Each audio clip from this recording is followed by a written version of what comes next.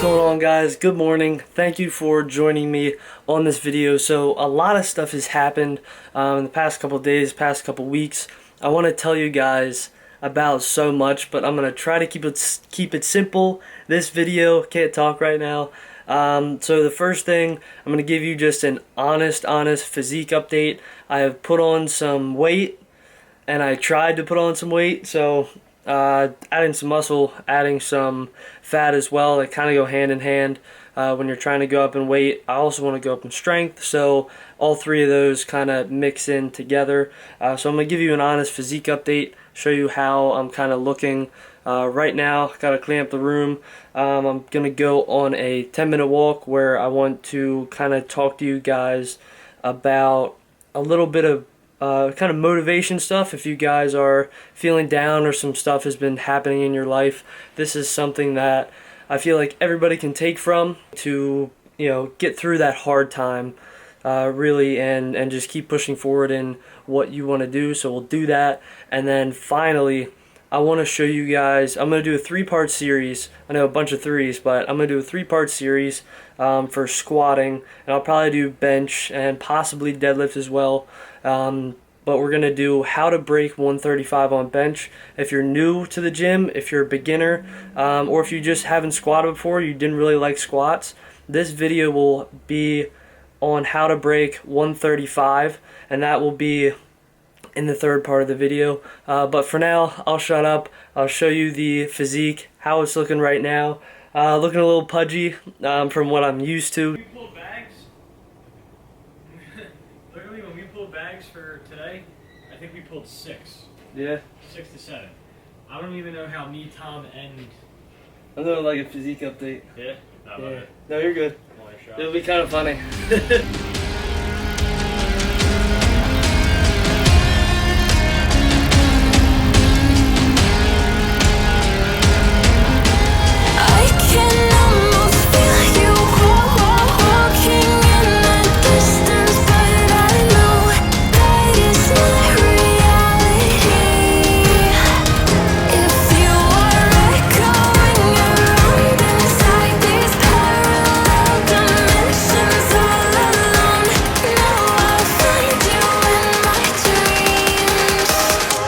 Alright guys, so that is the physique. I did have breakfast this morning before I did this physique update, but I do want to show you what I weighed in with no food or water in me.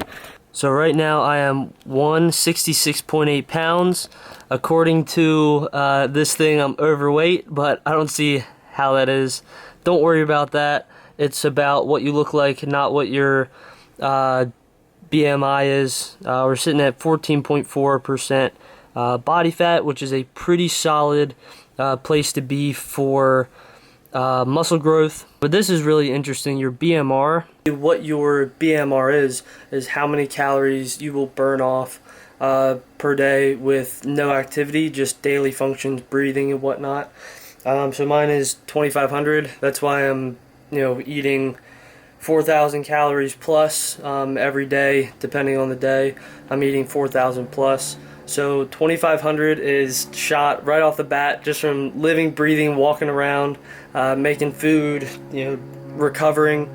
And then the other 1,500 is just from, you know, additional activity and things of that nature. Now we'll get to cleaning this absolute mess of a room that I've just let go the past couple days. And yeah, let's get this done and let's get to our 10-minute walk. I can almost feel you walking in the distance, but I know that it's not reality. If you are echoing around inside these parallel dimensions all alone, know I'll find you in my dreams. I'll find you in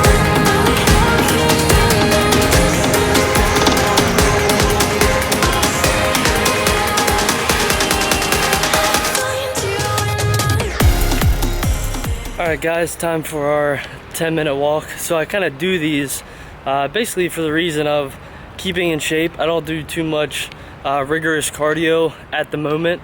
The main thing is just to keep the respiratory system, kind of in check. We're going at a decent speed here as far as walking goes, and it helps digestion and it helps lower back pain, which is also a very big plus for me.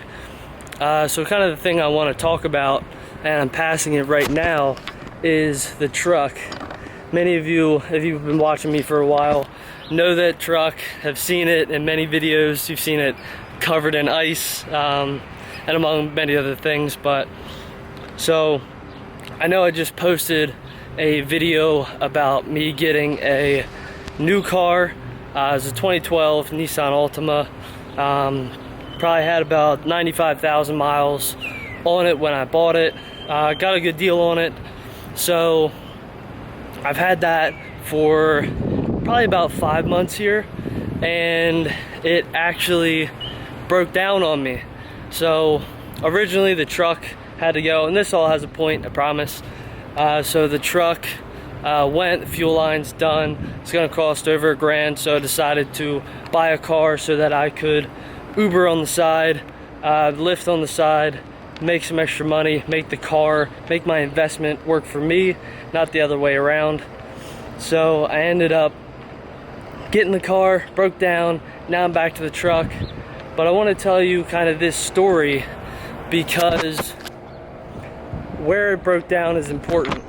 I haven't taken, a real vacation in a little while, so me going on vacation is something that I don't really do too often. I'm very work focused, going over to the lady's house, getting stuff done, going to the gym, always kind of that accomplish mindset. But you really do need to take a vacation now and then.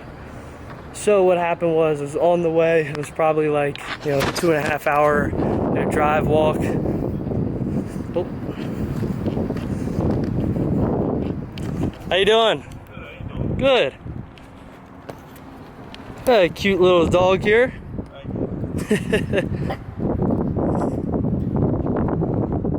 How old is he? He'll be 14 weeks old. Wow. Nice. So, hi. And my fiance wanted it. Nice. So I said, yeah, she could get it. Hey, she's a cutie. She's Thanks. a cutie. Come on, Eric. Hi. Hi.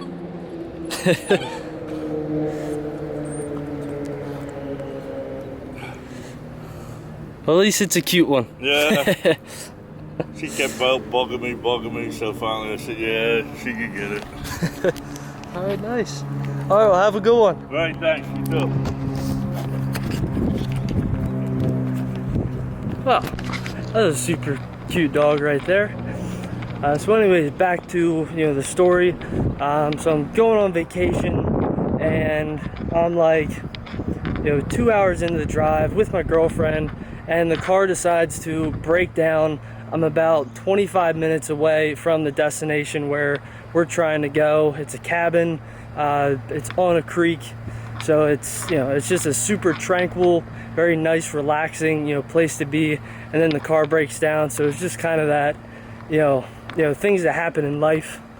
And I want to tell you this because that could have just ruined the entire vacation, could have ruined the entire day, and you can very easily get kind of miserable when something like that happens. You can be in a funk for days at a time, because it does suck. But when you get the chance, I'm breathing hard now, we're going uphill. This isn't going to be pretty, guys, but stick with me. It's just one of those things that's super tough. And I'm on vacation with the family, with the girlfriend, and you kind of have two choices. You can either be upset about it, be moody, or you can decide to enjoy what you're doing that day, enjoy vacation, relaxation, and just have fun with it, and just take that for what it is. You have to enjoy the people that you're with, the people you're around. Sorry. you really have to enjoy that and make the most of, you know, what you're given on vacation, and make the most of each and every moment in life, especially when you're with, you know, people that you really care about, people you love, and the people that love you. It's so important to enjoy those moments and really take advantage of every single second you have with the people you love.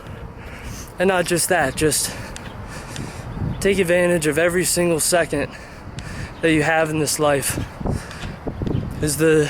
I do believe the secret to, you know, a great life is filling it up with experiences, not only that you're gonna remember, that you're gonna enjoy, that you can look back on and say, man, that was a really great time, but just letting those moments accrue, build up, letting that happiness build up. If you let yourself be happy, you're gonna just be a happier person overall. The more you focus on your happiness, the more happiness will come in your life. So that's kind of what I wanted to talk to you about today on this 10-minute walk. You know, when life gives you something to, when life gives you a challenge, when life gives you a struggle, you gotta combat that. And you gotta make the most of it, or you have to deal with it, set it aside, and make the best of the moments, the good moments that come afterwards. So, thank you for joining me on my 10-minute walk. I don't even know what the time is, but it feels about 10 minutes.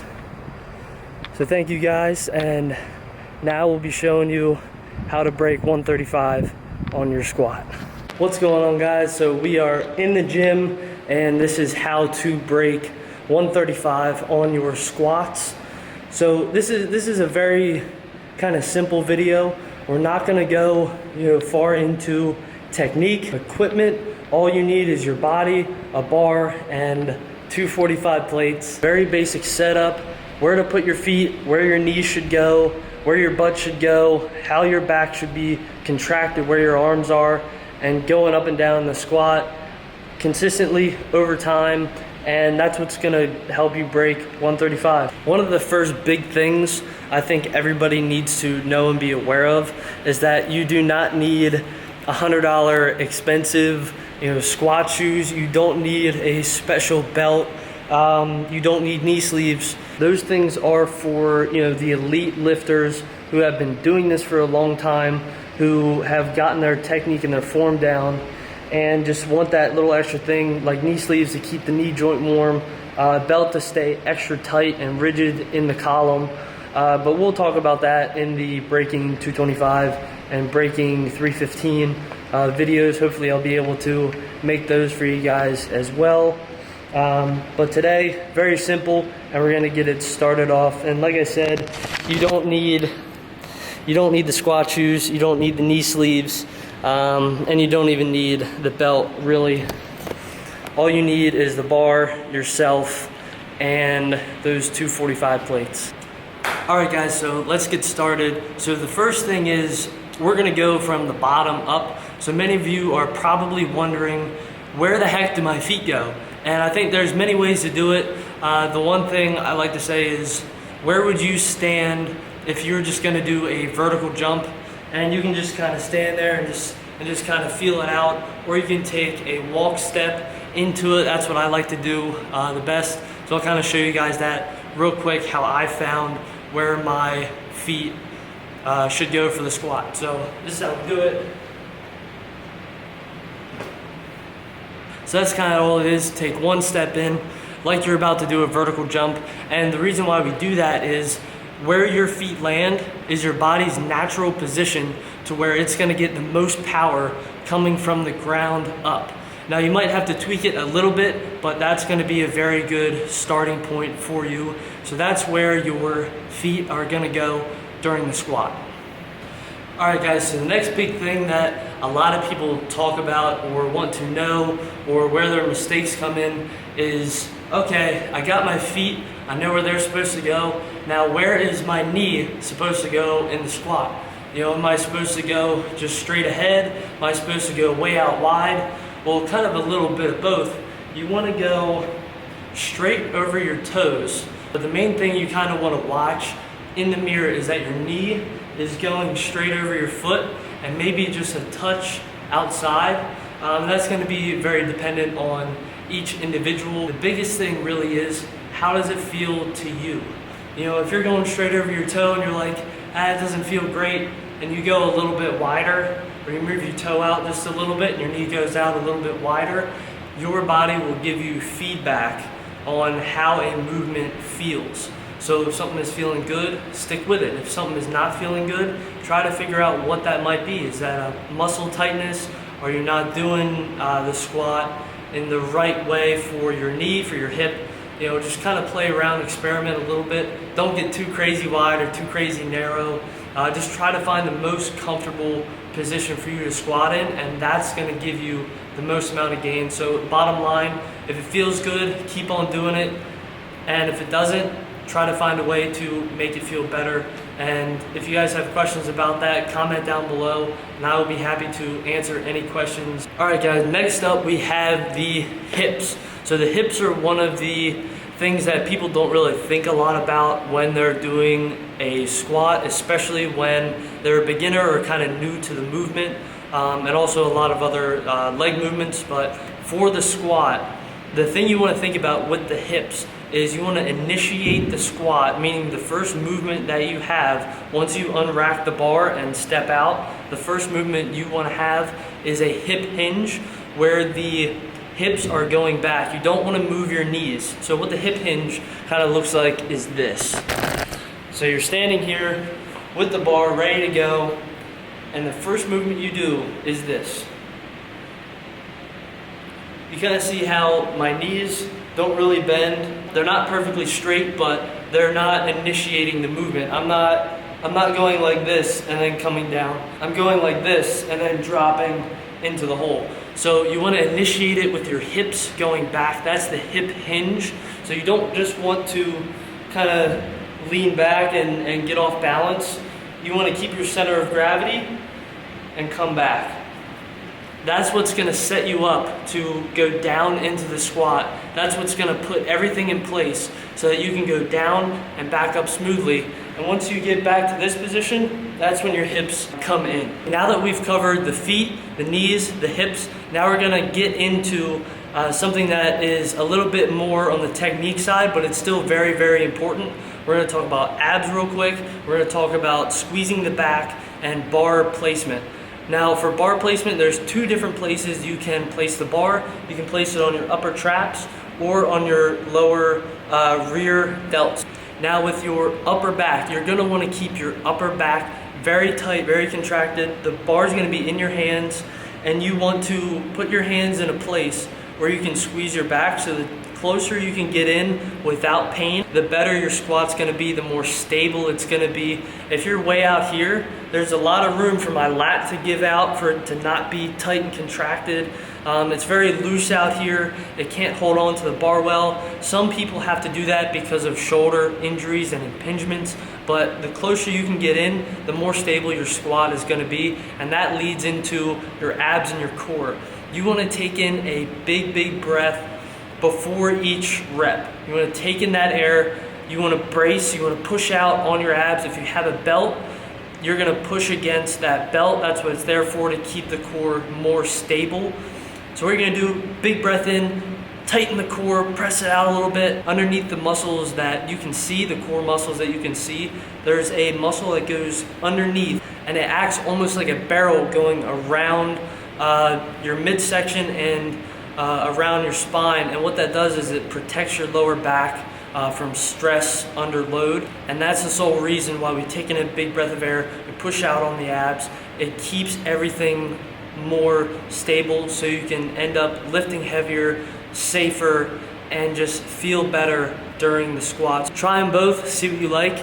And thank you guys so much for watching this video. If you liked it, drop a like, drop a comment if you have any questions about the squat. I'll try to cover more. I know there's so much to cover in the squat. There's so much that I could say, about the walkout, but I really wanted to pick the most important things really the basics for if you're a beginner or if you want to start, incorporating the squat in your routines. I wanted to give you something that you could take, you can experiment, and you can learn from, and just kick off squatting in a very fun, simple way. So that's it for me, guys. Thank you so much for watching this video, and I will see you in the next one. Slow down, I can't keep up, love. Your heart is shrinking faster, baby. There's no laughter coming out of your mouth, out of your soul.